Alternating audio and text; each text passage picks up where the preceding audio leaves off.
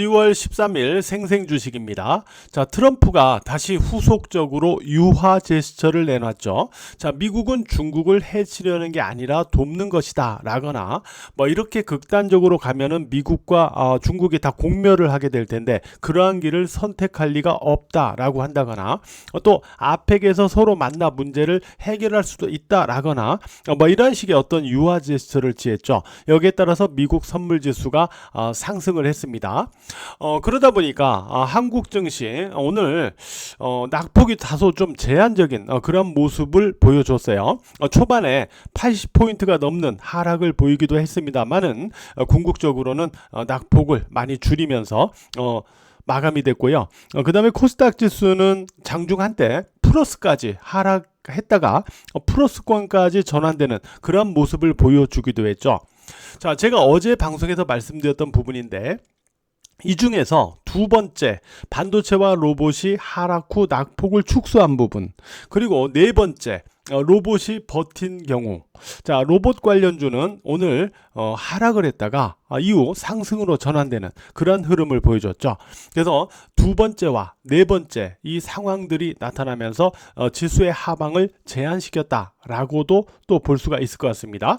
다만 불안한 요인도 있어요. 그게 뭐냐면 오늘 수급을 볼 때 코스피에서 외국인이 선물과 현물을 각각 매도했다라는 거죠. 그래서 오늘 낙폭 축소에서 코스피 지수 낙폭 축소에서 수급이 어떻게 나왔나 놓고 보면 개인이 1조 원을 넘게 순 매수해 주면서 낙폭이 축소된 것으로 나오거든요. 외국인은 오늘 8,214억 원을 코스피에서 순 매도한 것으로 나옵니다. 기관도 4,471억 원 순 매도를 했기 때문에 오늘 현물에서는 코스피 현물에서는 개인이 매수했다라고 볼 수 있겠고요. 외국인이 코스피 선물과 현물에서 모두 선현물 순 매도를 보였다라는 점, 이런 부분이 일단 불안 요인으로 남아 있을 수는 있습니다. 자, 이런 가운데 우리가 하나하나 좀 체크를 해보는 시간을 갖도록 할게요. 일단 어제 제가 기술적으로 코스피 지수를 기준으로 놓고 볼 때 5일 이평선 흐름을 가져가야만 지수가 버티거나 낙폭을 축소하는 모습이 가능하다라고 말씀을 드렸죠.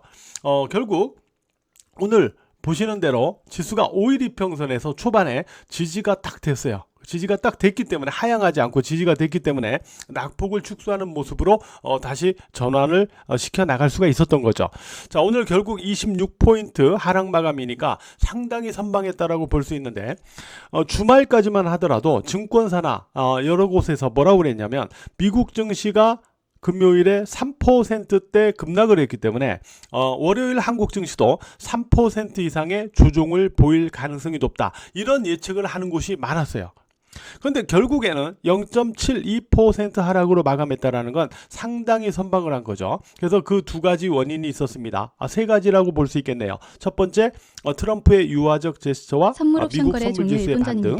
두 번째, 아까도 말씀드린 반도체가 낙폭을 축소했고 로봇 관련주가 상승으로 전환됐고, 세 번째 5일 이평선을 지수가 지지해 주었다라는 점, 이 세 가지가 맞물려 가지고 낙폭을 축소했다라고 볼 수가 있을 것 같습니다. 코스닥 지수는 오늘 상승까지 전환이 됐어요. 그죠?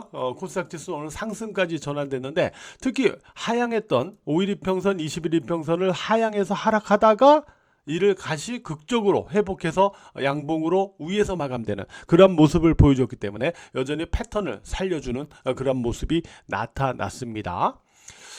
반면에 오늘 코스피 지수가 상승 전환까지 나타난 건 아니거든요. 자, 그러면 이 상태에서 후속적인 흐름을 우리가 어떤 기준에서 체크할 것인가 라는 부분을 우리가 봐야 돼요.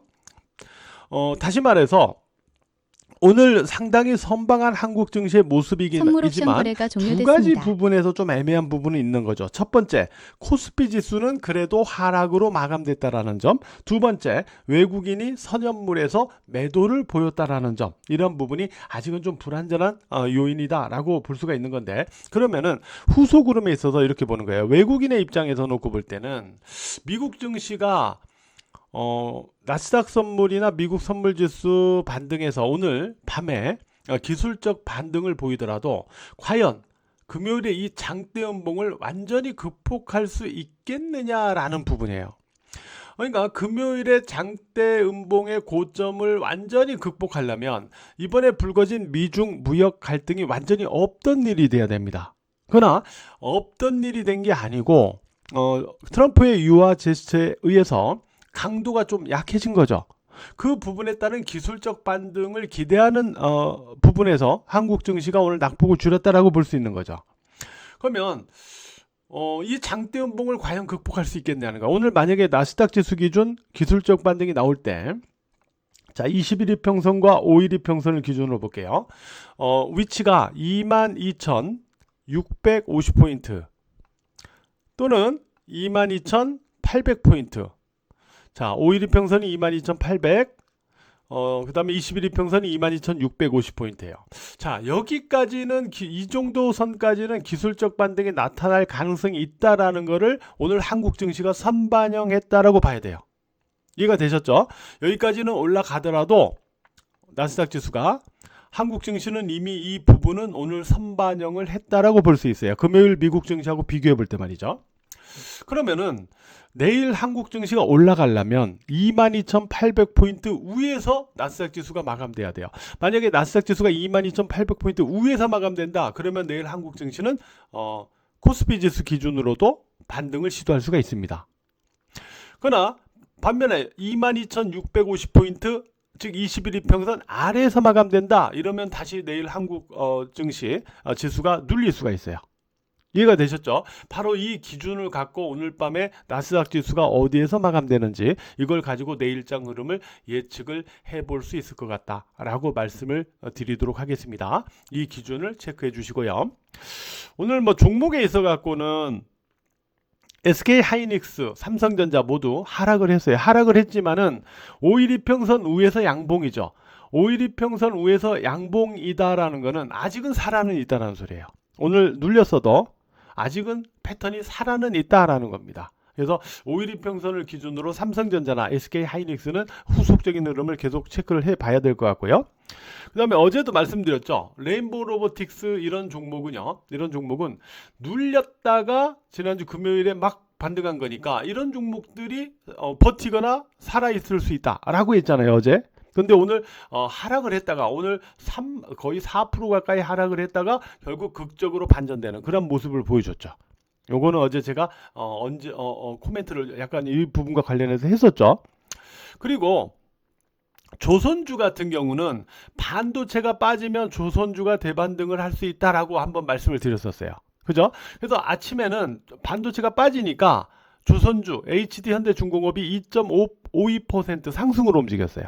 그러다가 반도체가 낙폭을 줄여나가니까 역으로 다시 되눌려 버렸죠. 그죠? 다시 되눌려 버렸죠. 그러면서 마이너스 또 1%대까지 되눌렸죠. 그러다가 결국 보시는 대로 살짝 플러스로 마감됐어요. 조선주가 이렇게 살짝 플러스로 마감됐다라는 거는 아직 내일장을 좀 확인해 보자라는 그러한 부분이 있는 거예요. 그죠? 네, 그렇게 해석할 수 있겠고요. 오늘 LG 에너지 솔루션 실적 발표가 나왔는데 괜찮게 나왔어요. 괜찮게 나왔죠.